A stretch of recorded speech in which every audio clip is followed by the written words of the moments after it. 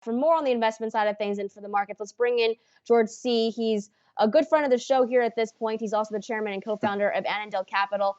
Great to see you, George. Happy Friday. So the markets actually for the shortened week, because we're off today for Good Friday. No, we saw 3 sessions of gains. Tuesday we almost had it and we lost it. On Thursday we just had those devastating unemployment benefit numbers. So at this point, I mean, you were listening to Brad and I talk about this.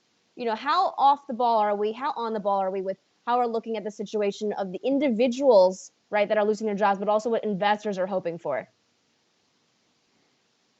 Well, first and foremost, happy Good Friday, Hope and Brad. It's great to be with you all, and I am a friend of the show, and I enjoy the substance of the show.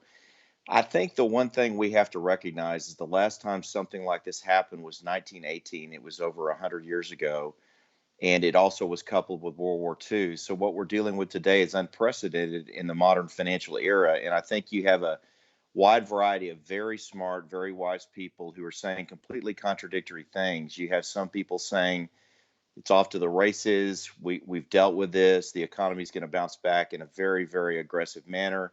And then you've got other people saying we're going to retest the lows or even penetrate below the lows because earnings are going to fall off a cliff.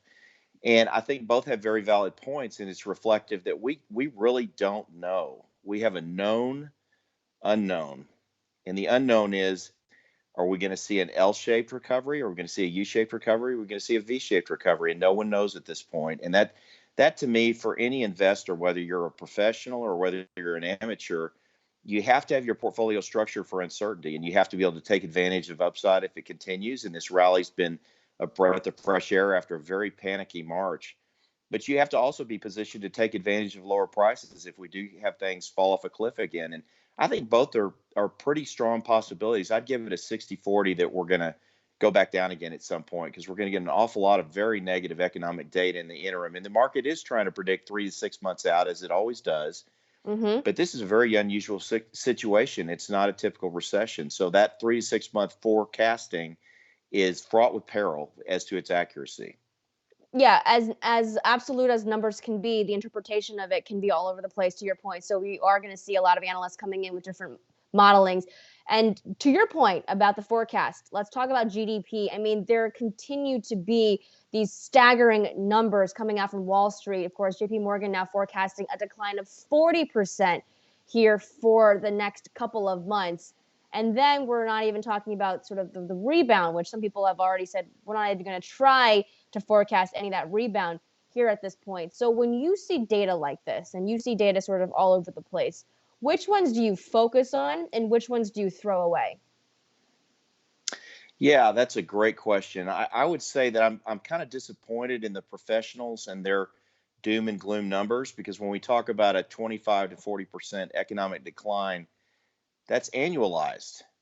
And investors have to realize that annualized is cut in quarter by the quarterly number. So the quarterly number is 1/4 of that. So the decline for the entire year of 2020 is probably going to be in the 2 to 7% range. And that's really bad. And that's a horrible recession, but it's far from 40% across the whole year.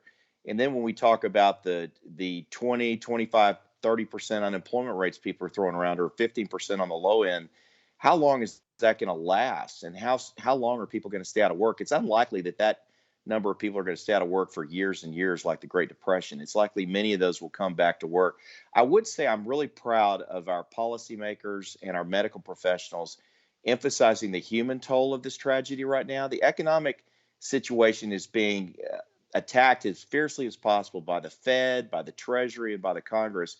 And they're doing all the right things. And eventually that will pay off. But in the near term, we have to address the human tragedy, the people who are on the skin of their teeth financially, and the people who are suffering medically from this, all the people who are dying and the loss of life. And that needs to be the near-term focus. And all the policymakers are doing the right things economically. I'm very encouraged by that. If you go out a year and a half, but if you talk about the next 3 to 6 months, I'm skeptical that we're going to escape without a whole lot more damage before we get out of this.